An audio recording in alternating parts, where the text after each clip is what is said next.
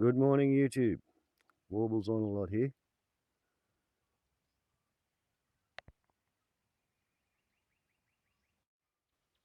And though there's swamp wallabies in the background, the purpose of this movie is the ground truth survey review of the burns I did during the third burn notification period. So that'll be burns 19 to 25 inclusive, which includes or actually starts off with the largest burn that I did. This was 0.91 of an acre versus 0.86 of an acre. And for those of you who are wondering how I figure out the area of these burns, it's just faintly possible you can see the traces of the pencil lines there. I divide the burn area up into triangles, and then using the scale I calculate the area of the triangles, and then, you guessed it, add the area of the triangles to get the area in square metres.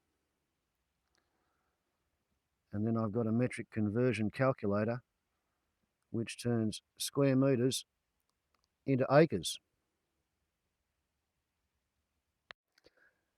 However, before we get on to looking at the burn on the ground, I'd like to address the issue of pre-positioning the water for the wet lines. The water for this wet line wasn't too bad. We're talking 150 odd metres from the water tanks to the average point on the wet line. So you got to do that 5 times, say 6 times, to get your buckets and your garden watering can out there. So before you even start to lay the wet line, you've done about 900 metres worth of walking. And then every time you walk the perimeter, you're going to add 250 metres to the tally. And because that burn took 930 litres or something, 940 litres to put out the smokers, I think I walked 8.5 kilometres, half of that carrying 20 litres of water. And to lay the wet line for burns 17 and 18, it was so boring walking the 450 metres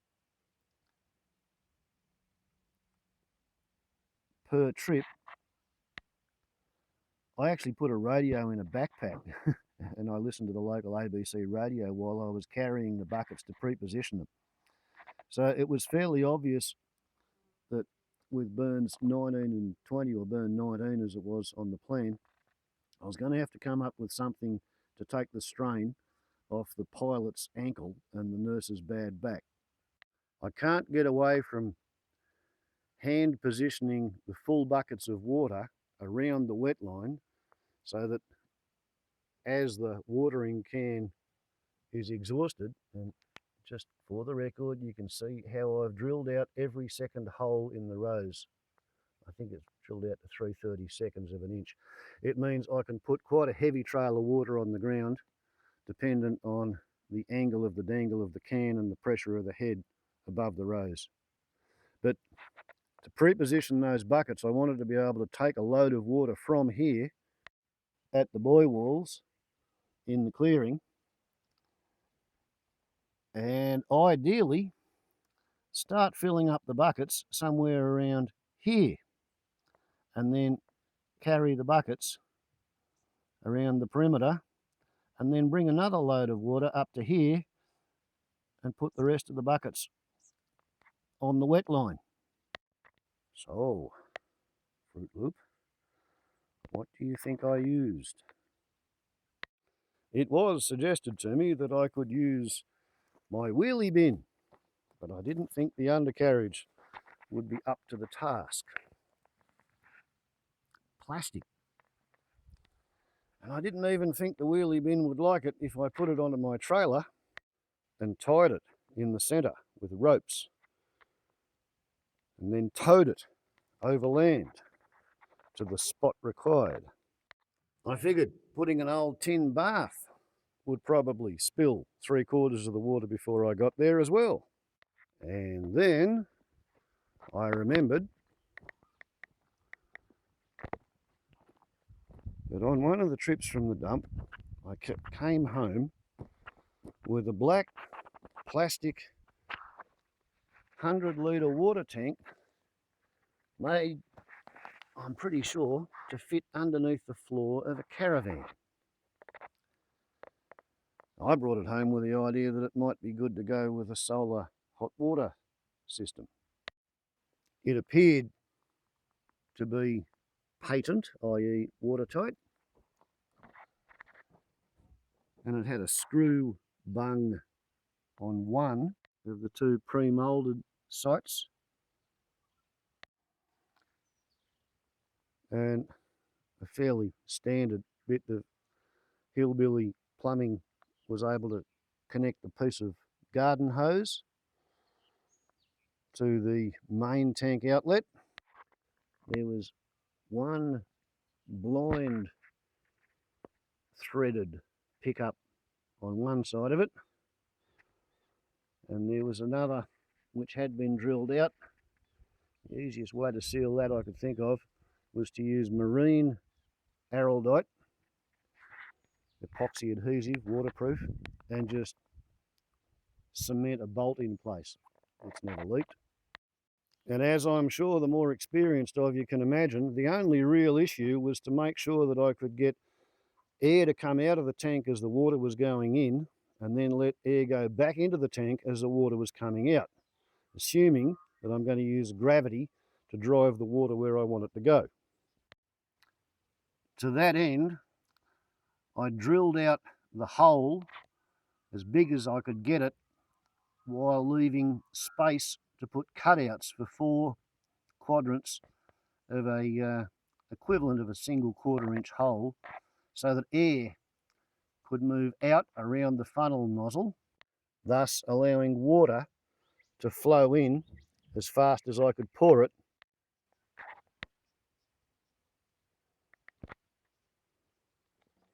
into the nozzle from the watering can, and it worked just perfectly. I doubt that I spilled a litre out of 130, 140 litres that I transported with the tank in the back of the car. And of course, had to do something about the air getting back in when it came time to empty the water out of the sealed tank. And considering that the easiest way to switch the flow of water on and off for driving is to simply lift the outflow a couple of feet vertically above the height of the water, I decided to use the same method for the air vent.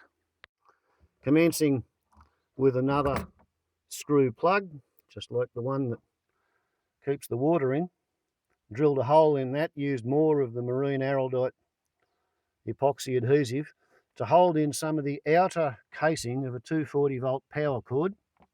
So I've got a nice flexible air pipe. And then on the end of it, to get a connection with the wire, I used a piece of old broken aluminium arrow shaft with a couple of holes in there to compensate for blocking of the throat with the wire hook. So the air vent goes in and screws in, and then hooks up onto the tailgate, so that when we take the water outlet pipe and bring it down to the bucket, gravity pushes the water into the hose feeding the bucket, and it's able to suck air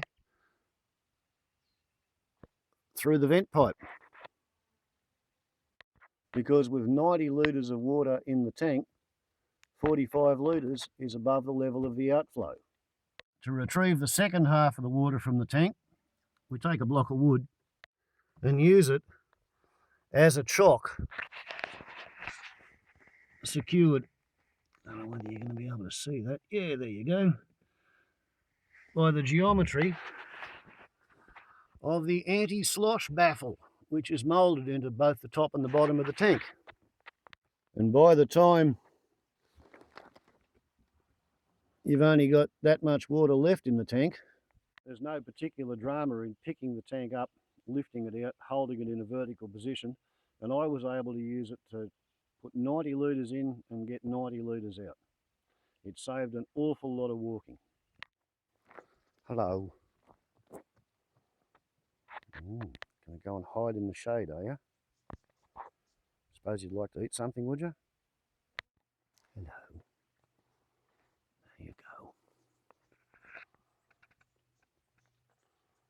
So you're doing what's known as a cameo, Eric. That's what you're doing. You're in the middle of a hazard reduction burn survey and review movie, and a walk-on appearance is called a cameo.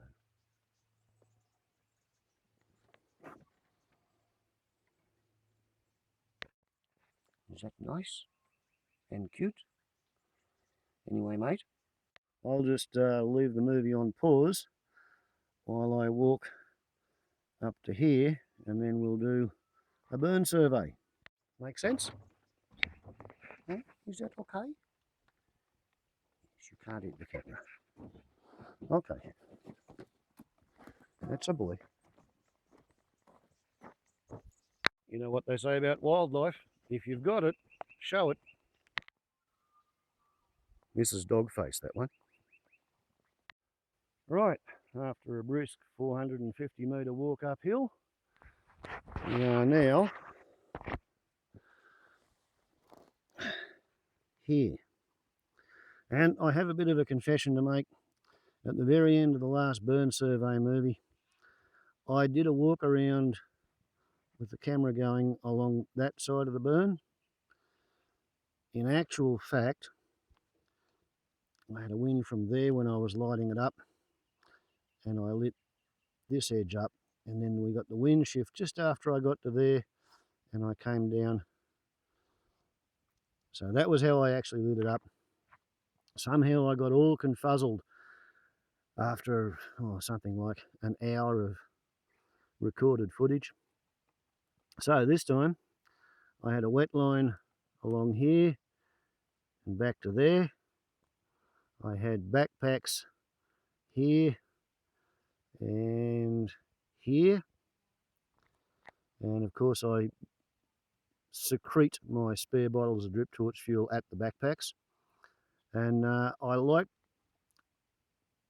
to light up an interior line and let that get going and suck air in, so then when I light off the wet line I've got a micro climate breeze going in. So that was how I lit this up across that away, and we will now go and examine the result. As you can see, I've burnt the dry stuff, but there was a lot that was too green to burn, and a lot of stuff that burnt reasonably well looks as if it hasn't burnt at all until you get close enough to be able to see the ash on top of the moss and the lichen. But I've burnt off the dried grass and not harmed the moss and the lichen, because this is a fairly shady little spot,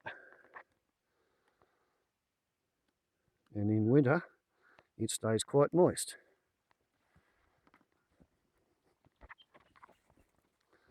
Walking east along the runway Fantasy. That was way too thick to walk through before the burn. You can get some idea of it by looking at the other side.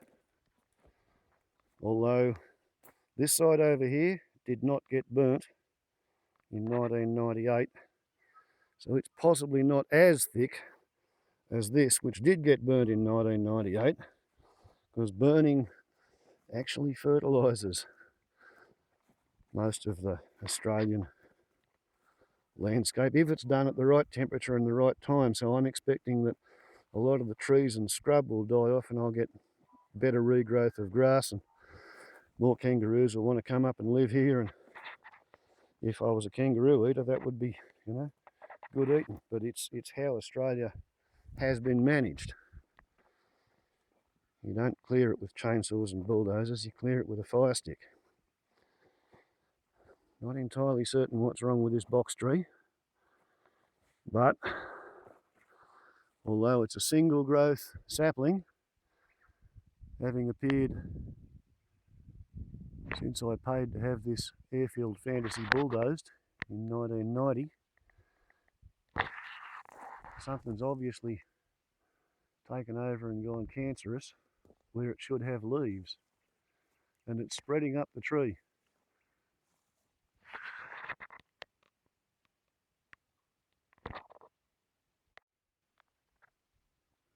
I don't know whether having a bit of fire around its feet will do any good or make any difference at all.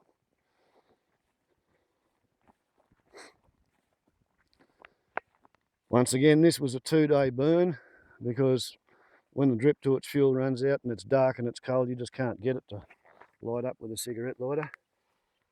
This was blady grass, exactly as high as that, with just a wheel track and a wet line along it. And the wind on the day was blowing from the fire to the blady grass on the other side of the wet line. Think of it as a testimony to the efficiency of a wet line to burn off. If you start your fire with a wet line and you burn into the wind, you wind up with a very tight boundary that you can then rely on to burn back up onto.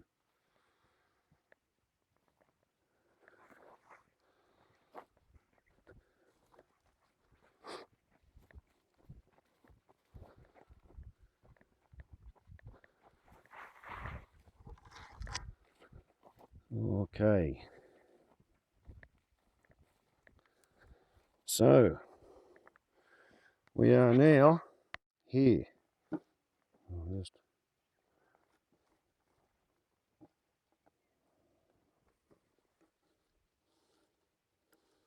adjust the board.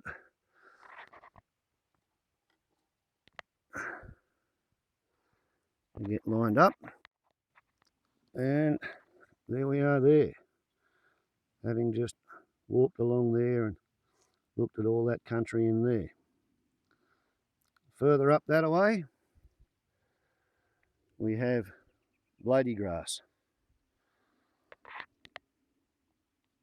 Over across that away we have more country that was bulldozed in 1990 and burnt in 1998.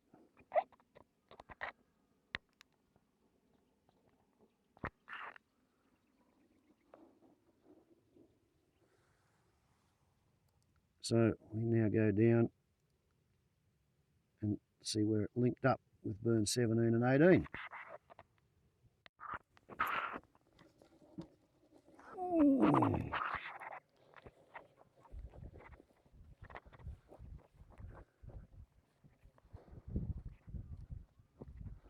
You can see by the brown leaves roughly the flame heights.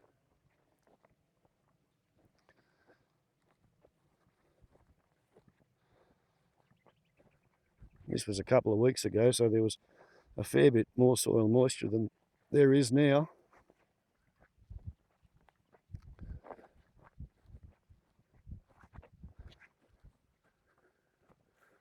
But there's a bit of a difference, the burnt and the unburnt. Strictly speaking, this was a therapeutic burn because the country needed to be burnt rather than a purely defensive burn to protect the perimeter around my hut.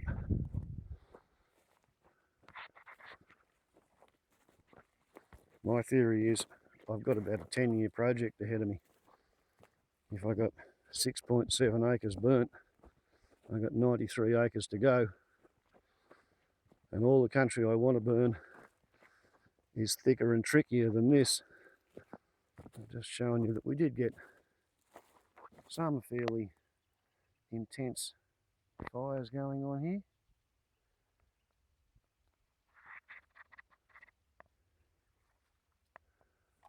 With flames probably going 15 feet or so up the trunk, yet not damaging the leaves. So that's 16 years after a burn. Everything's pretty well behaved, even though it was looking quite scary. I think this country's got to be burnt at least every 5 to 15 years, or it gets completely stupid. So I've let some of my country get to be completely stupid.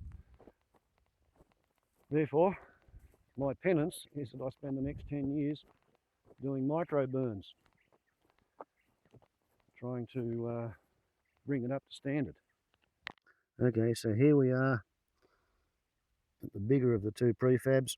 I'll just do a pan around there, and then we'll move off and have a look at burns 21, 22, 23, 24 and 25, which are all up here.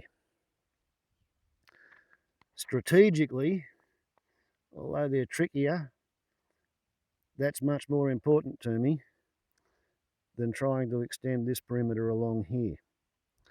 If I get a fire coming in from here, it's going to run into a bit of bare ground there, so it doesn't greatly matter. Same as this didn't really matter after I'd put those burns in to block anything coming towards the clearing. There's not much point leaving this quadrant open, having put all the work in around here. And I didn't have enough water to do that. So next on the program will be that, plus the stuff in the green inclusion areas.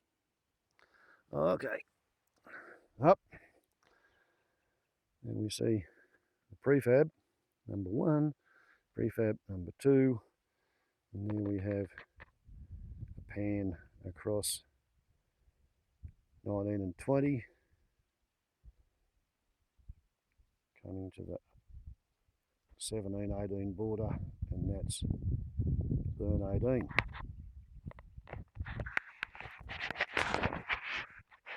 Yeah, and that's Mrs. Dogface, who's actually followed me up here, and then got all shy when I came over to say good day. No, she's hopped off totally. However, this gives you a look at the country that has not been burned, yet it needs to burn, but it's going to have to be burnt tussock by tussock because it's going to be hard to get fires to cross the gaps. This is smack in the middle of the auxiliary runway fantasy. It's looking along it one way to the junction with the main runway, coming down along here, and then straight down there, and the theory was to take off through the gap in the trees over the dam. Beagle's fantasies make perfect sense until after you've crashed your own aeroplane and figured out how much time you spent building it and how much time you're going to have to spend rebuilding it before it's going to be an aeroplane again. Therefore, I have an endangered species sanctuary, not a runway. Okay, so here we are at the dam. And now you can see why the kangaroos come to my place to drink, because there's not a lot of water in this dam. In northern New South Wales, 80% of Queensland's in drought.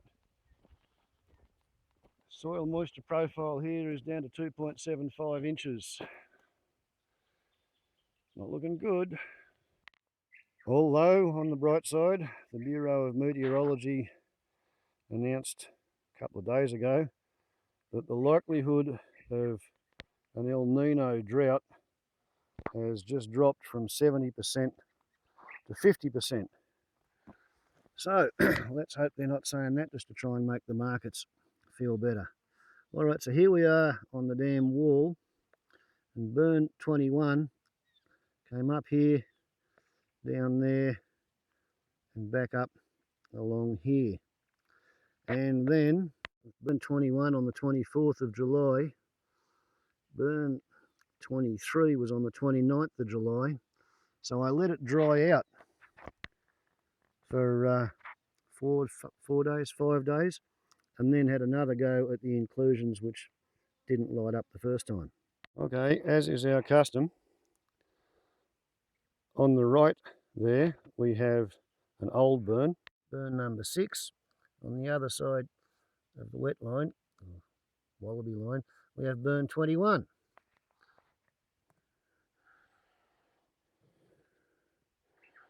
There.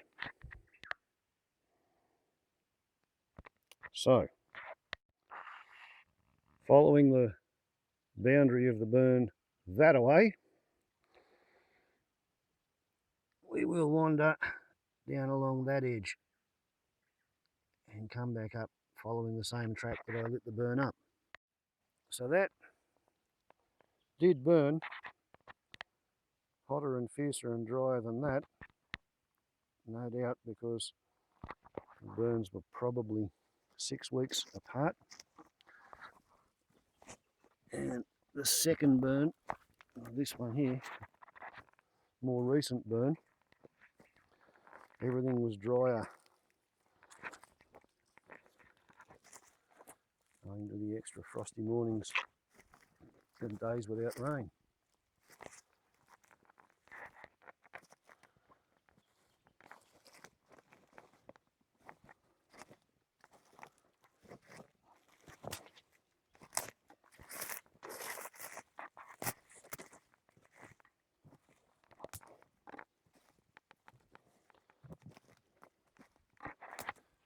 In some places where we had reasonably intense fires, but most of it, it was all I could do to get the dry grass around all the wet green dampness to burn.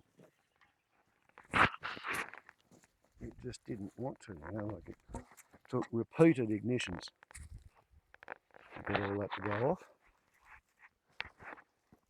If you could even reasonably say it went off. Fairer to say it burnt, but reluctantly.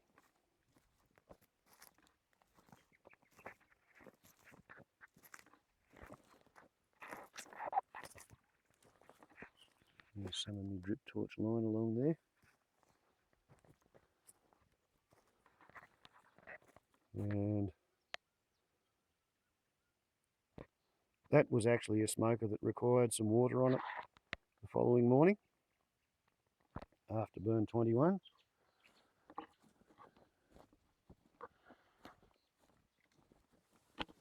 Okay, right, and we are now here at the boundary of burn 21 and 22 in the unburnt inclusion zone.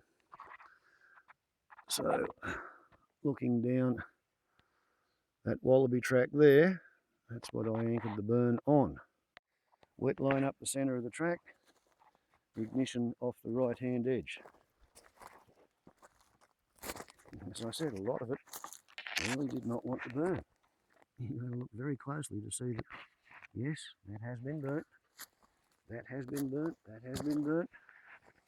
Most of that looks like a fire trap. And on the right day it would be. Hot day with a strong wind and an existing fire upwind of it.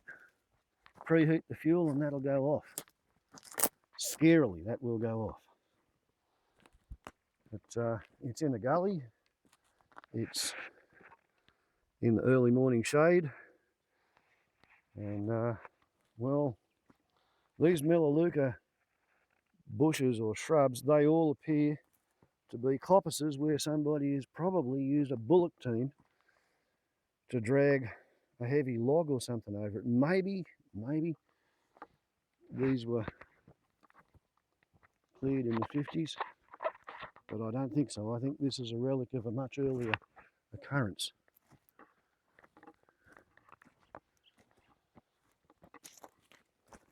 Right. looking at the corner and standing in the gully.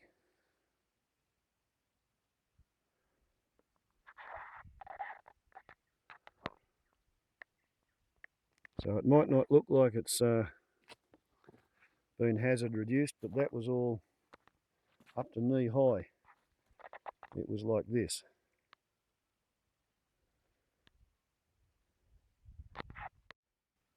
With the boundary fence visible there through the actual watercourse.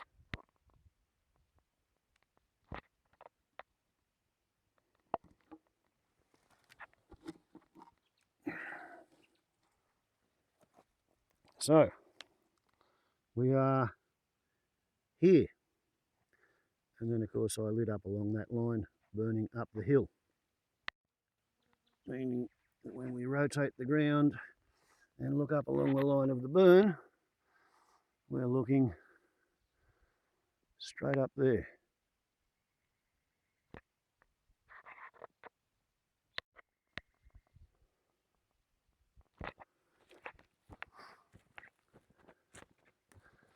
And if I cant that across like that, you might get a bit of a look at the ground as well as the edge of the burn.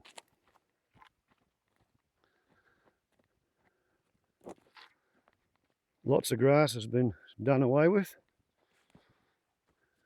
turned into ash, which hopefully will fertilise the soil, and we don't have this forest of dry blady grass to carry a fire up the slope towards the clearing. So I consider this to have been a success, even though it was a really twiddly little fire that didn't want to burn and wouldn't run, so to speak. Although, like I said, we had our patches of intensity.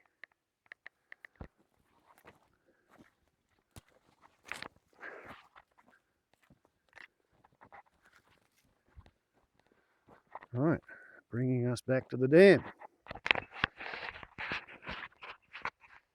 Now let's go and have a look at burn 22.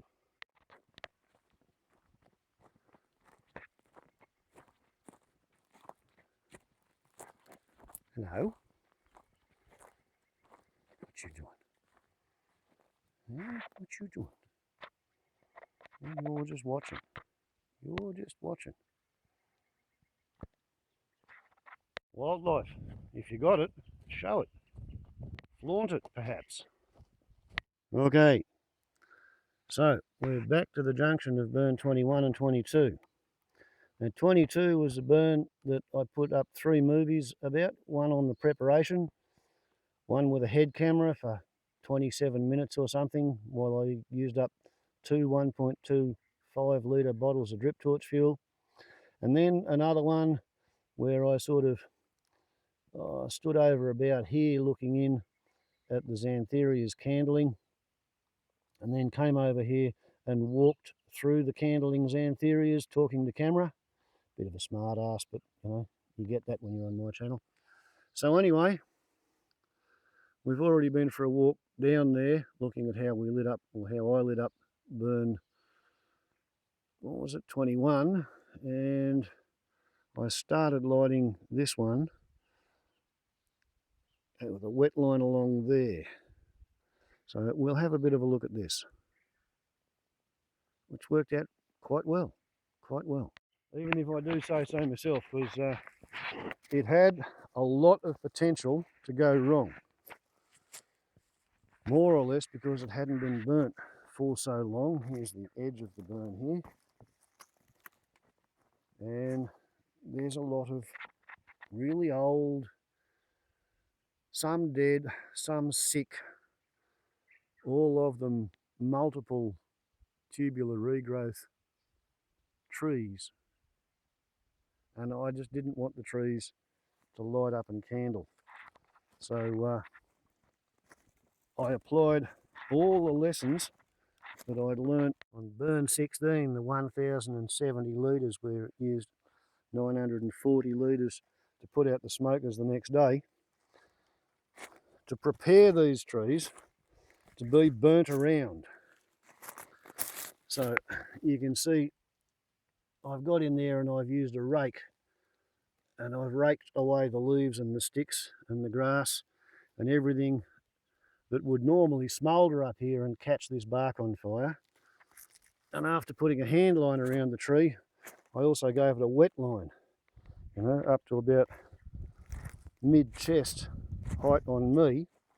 And the reason for that was because this was a stick and leaf pile, probably 6 inches to a foot deep, with a xantheria that had never been burnt in its whole life. It hasn't, see in there? It hasn't got any old trunk. It's just all fresh dead leaves that have been burnt off. So I was fully aware that there was going to be a whole lot of heat applied to this. Therefore I wet it down first. And wet bark doesn't burn real good. And I did that with all these trees. It probably took me about an hour running around with a rake to make sure that the trees didn't burn. And therefore, perhaps because I put in the effort, the weather gods, the wind gods, the spirits of the land, the random statistical chances, I didn't have any of the trees catch fire or even try to catch fire. That's actually a live wattle tree. You can see the branches on it there. We'll follow that one up and back, and down and down and down, and down and down, and down and down. Right? Live trees, you haven't got too much to worry about them burning. It's the dead ones that go off. To satisfy the curiosity of those who saw the previous video, Xantheria candles, this is approximately the track that I walked through when I was talking to camera and these were candling. And this is the one that was really going off. This is the one that's 160 years old, and when it was but a pup, we can probably remember the first sheep to come onto the New England tablelands. Or at least the first time it came up here.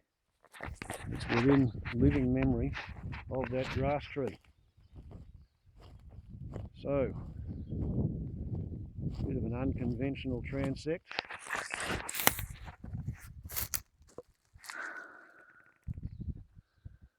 But that's looking across the edge of the burn.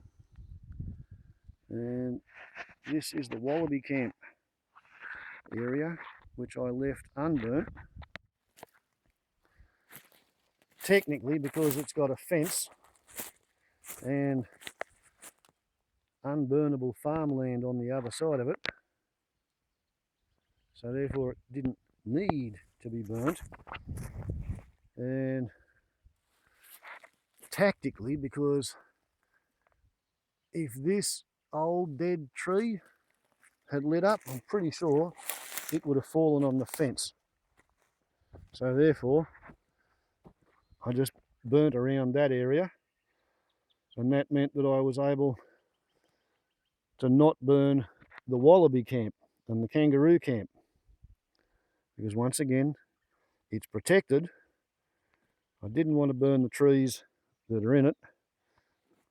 So here we have the edge of the burn coming down past this one hollow tree used to be connected to that.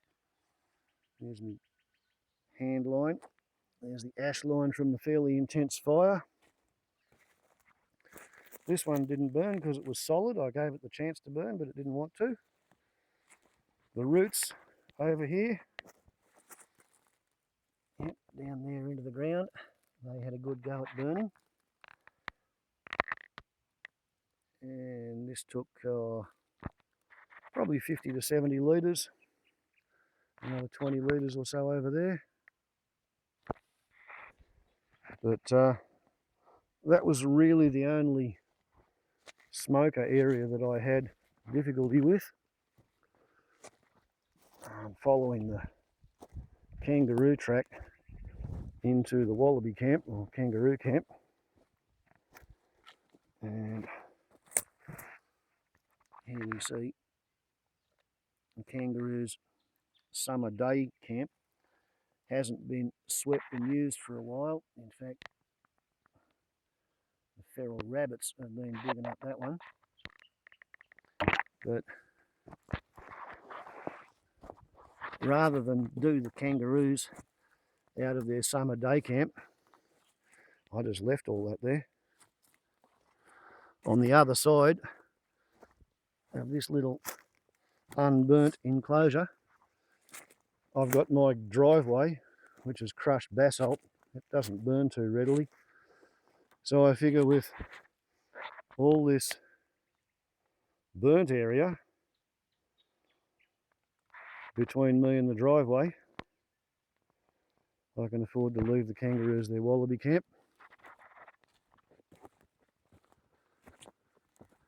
And here we have burn 22, and over here we have burn 24.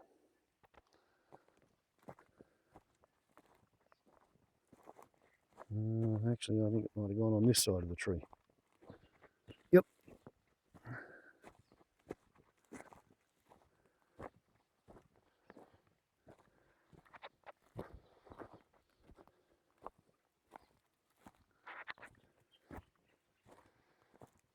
And those of you with a really good memory may recall that as I was lighting up with the head camera on, I gave this a splash of flame down about there, and I said, okay, do your thing, but please don't burn the stringy bark tree, which is dead, but I don't want it carrying flame up there into the canopy.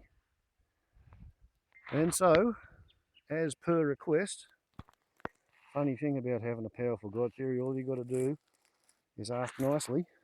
The Xantheria candle, the stringy bark didn't burn, the crown fire never happened. So that's 22.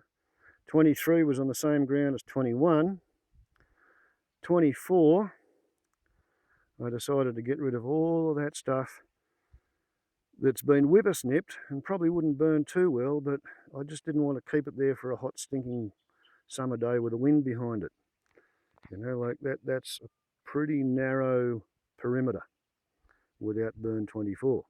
So with the wind from the northwest, I started lighting up here and burnt up to there and got that going, and then came back around here and lit up along there, took it all the way up to there, and yeah, back up along here. So that was burn 24. Fairly spotty, nothing spectacular, partly because it had been very rocky and partly because I've been whippersnipping it at least twice a year for about 10 years.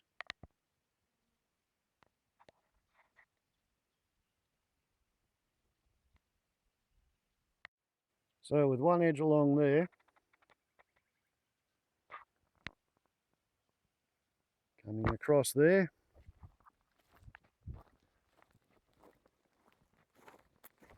trying to burn into the leaf pile with not much success at all. Regard that as a testament to the success of whippersnipping. Burning along here, very close to the Subaru Brumby spare parts pile that I'm storing for my son. He used to have a Subaru Brumby once upon a time. And over here to the windrow of trees that were pushed over when the clearing was bulldozed. And on here, back last bushfire season, I got around with a blade and I cut down all the flax lilies and I threw their leaves onto that pile of rocks in the hope that they would shade the rocks, keep it cool, therefore keep it moist. And in the moisture, the flax lilies would rot and form sheet compost. And it didn't work that way. So this was a bit of a test to see whether a forest floor covered in flax lily detritus would burn or not. And the answer is it will burn. It burned fairly slow. It wasn't a woof. It didn't go off anywhere near the way a standing flax lily that's packed with leaves and sticks and dry grass would go off, but it did burn. So the idea of sheet mulching with a whippersnipper relies on having high rainfall. That's a sheet mulch flax lily, and there's its leaves still lying on the ground, and here's the ones that I was able to burn, and there's a demarcation line there where not all of it did burn.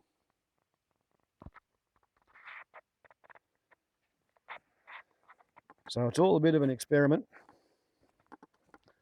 Some of it works, some of it doesn't. This is whippersnipped and sheet mulched serrated tussock.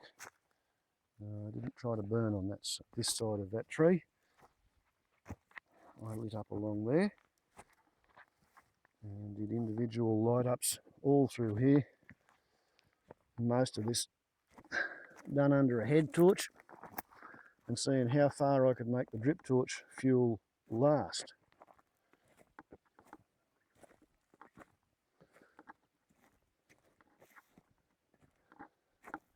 In terms of a confidence builder that it's worthwhile whippersnipping, I'm happy with it.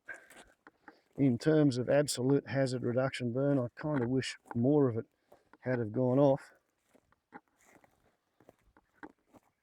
But on the whole, you do the best you can. And you know, maybe next year or the year after there'll be more grass and I'll be able to get a more thorough burn. Right. So we are now, having walked down around there and back up there, we are here. And we are looking down along the edge of burn 22 and burn 24.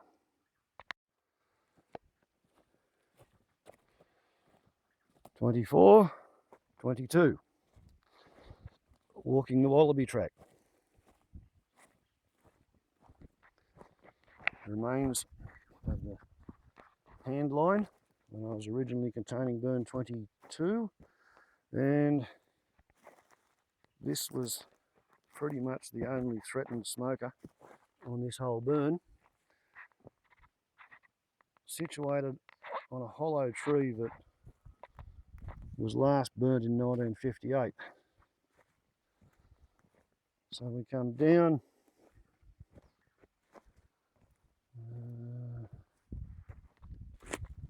fairly close to the Wallaby camp, but essentially we leave it intact.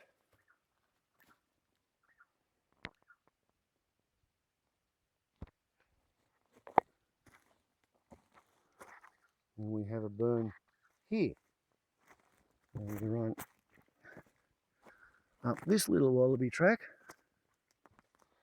with burns along there, and then we have a wattle tree that's probably had a grub in it, and the yellow-tailed black cockatoos have eaten the grub and effectively cut the branch off. So I went on one side of that, and it's possible I actually cut along that Wallaby track and burnt this little enclosure here as part of burn 25. Yeah, that's what happened. Got ahead of myself. Whoops-a-daisy, you get that.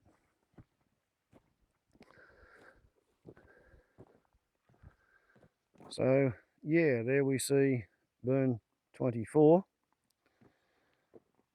and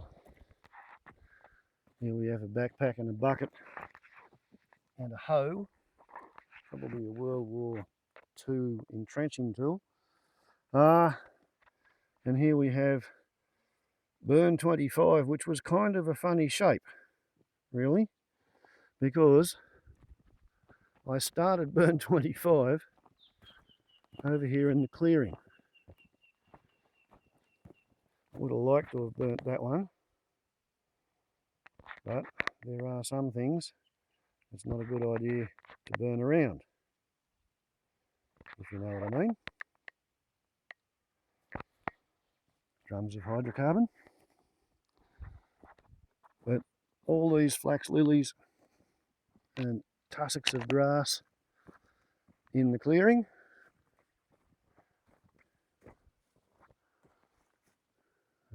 Fair way into the clearing, right up beside the Tower of Power. And because I was pressed for time, this was on the afternoon of the 31st, and I didn't have time to move all that stuff in order to be able to burn these two flax lilies. That's sawn timber under that sheet of fiberglass. Someone else was going to throw it to the dump. I don't like throwing stuff to the dump. It may come in useful. So this was where burn 25 began. I suppose we better have a look at that on the map board too.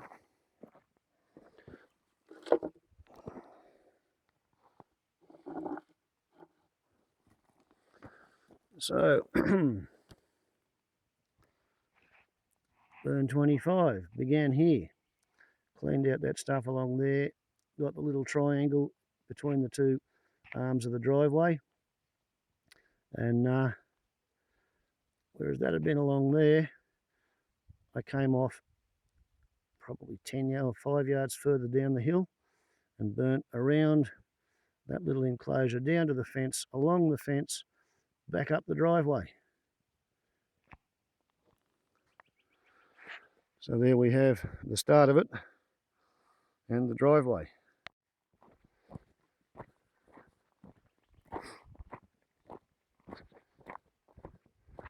I'll take to that with a brush cutter and a blade.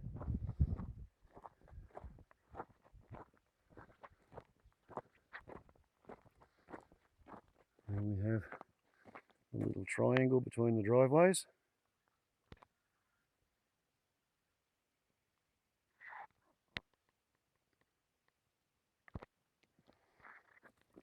And here we have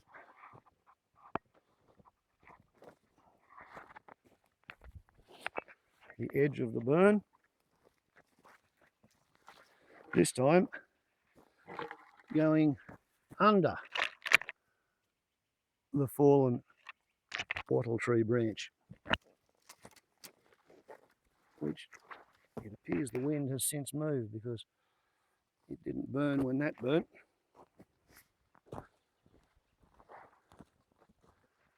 And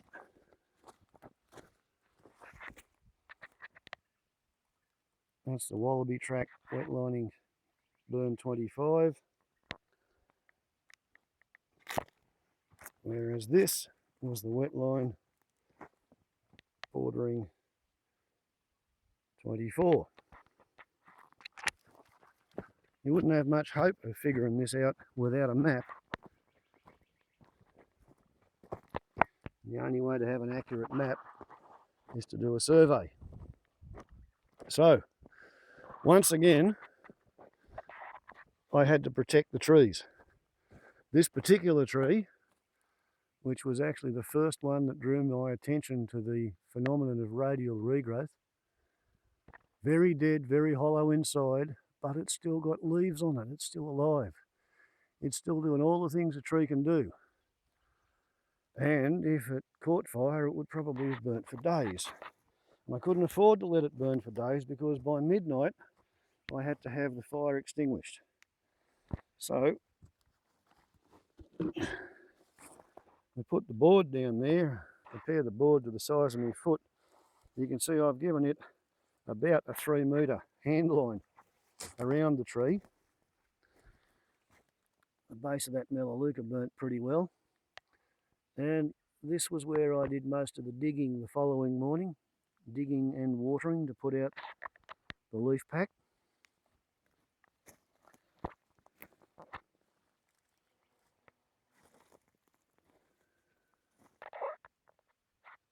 $70 litres on the wet line over there up the hand line that I raked. So 70 litres for the wet line, 150 litres protecting the trees and the fence. And then the next morning there was another 150 litres to put the smokers out. So 370 litres to burn, contain, control and extinguish a fire in country that obviously, well, honestly, it hadn't burnt since 1958. Possibly a bit off topic, but here we see a single growth sapling which has been cut off or ring barked. It's coppiced. The two coppices have been cut with an axe. Right, so there's probably 20 years between those events, maybe 30 years between those events. And then the land has been overgrazed, and then there's been a high rainfall period following a drought, and sheet erosion has taken place, and 6-8 inches of topsoil has disappeared, leaving this brilliant artefact as a monument to the greed, avarice and lack of understanding of soil and vegetation in Australia that was driving the people who first settled this land and decided to clear it and make it more productive. So because I recognise my own ignorance, and because this little glade here has quite a collection of prized plants. This is a longleaf mat rush. Okay, so pick that one and weave things out of it. This is a flax lily. Seeds can be turned into flour and you can eat the bases of the leaves, and you can also weave things out of those leaves. Another flax lily.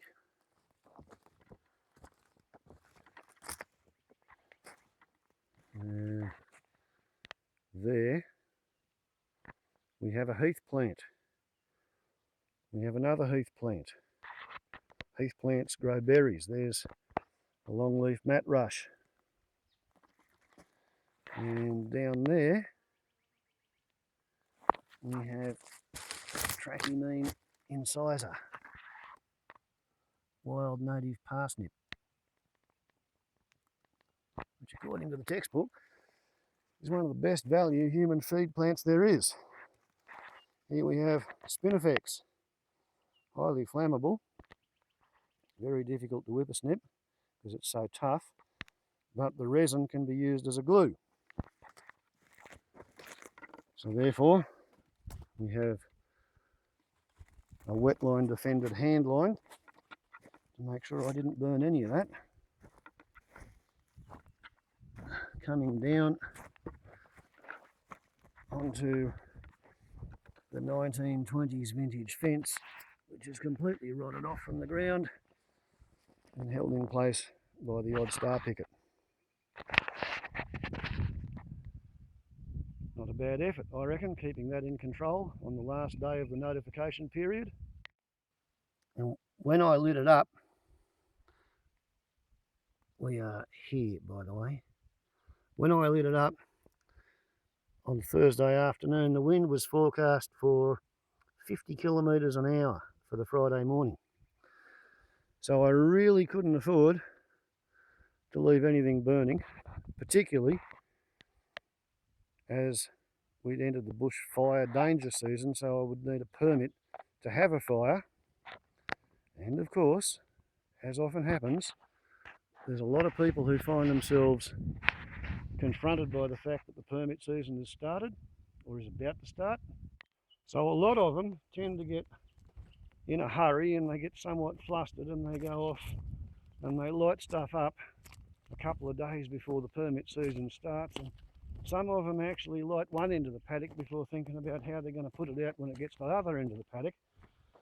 And therefore, by the 1st of August, first day of the fire season, there was Section 44 bushfire emergency in the Clarence River Valley, which is 100 miles or so to the east, which is the direction you're looking in. So therefore I wasn't immediately able to ask for a permit to burn, because they don't issue permits when there's a Section 44 emergency going on. They've had a bit of rain in the Clarence Valley, so this morning my permit officer rang me up and said, come and collect your permit to burn. So the next series will be permitted burns during the bushfire danger season. And because the sheep farm is pretty barren on my side of the fence, I probably won't have a go at burning things like that unless I get some rain. If I get some rain, all right, I'll have a go at that. But what I really plan on doing is getting some of the stuff up there in burn area 12 and in the unburnt inclusion zones, some of the stuff around there that didn't burn.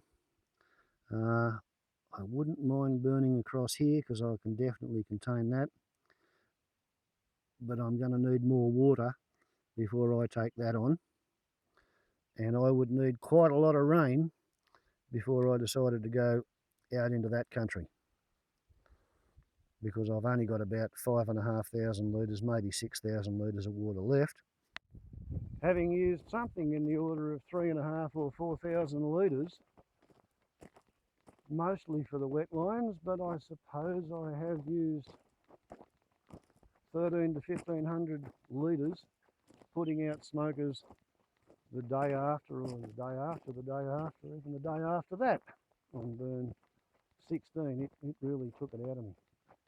But anyway, for those of you who've been following burns during the notification period, I hope you've enjoyed the series. I hope some of you have learned something from it, got a few laughs out of it. Hope I haven't offended anybody or alarmed anybody or annoyed any of the people at the RFS social media unit who tend to get their knickers in a twist when people put stuff about fire on YouTube. And you're not allowed to copy any of my tricks and make a mess of it, hurt yourself and blame me, okay? This is just me showing you what I do and how I do it and why I do it the way I do it, and if it's helpful to you, that's good. But if in doubt, go and join the local rural fire services, do your basic firefighter course, get a bit of time on the tanker, go out with the brigade, do some hazard reduction burnings, fight a few actual fires and learn what you can do, what you can get away with, and what's a silly idea to even think about. Okay, Warbles on a lot to YouTube. And just remember, if you can't measure it, you can't manage it. And if you don't count it, it doesn't count. And when you're sitting down at night trying to figure out what you're going to burn the next day, it really helps if you've got an accurate map. It also helps when you're trying to convince the authorities to give you a burn permit, if you've got an accurate map and you can show them what you've done and what you intend to do. Warbles on a lot to YouTube. Ciao.